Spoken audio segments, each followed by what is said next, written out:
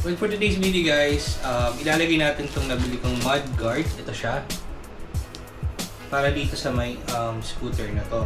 Para dun sa likod, hindi tatalsik yung mga putik pag ginagamit mo to sa labas. Lalo na ngayon, maulan-ulan. So, last time kasi guys, ginamit ko siya sa labas. Wala pa akong ganitong mud guard. Sobrang daming putik yung nasa likod ng scooter.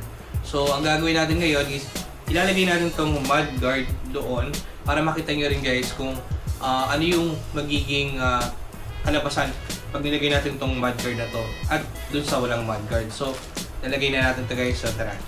So guys, kung bago na sa channel ko, napanda sa channel ko, don't forget to click like, share, subscribe.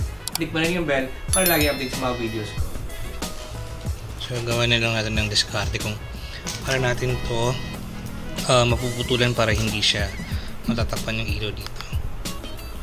So, yun lang guys, pakita sa inyo pag natapos na natin itong ikabit itong customized na mudguard dito sa may Punk Max.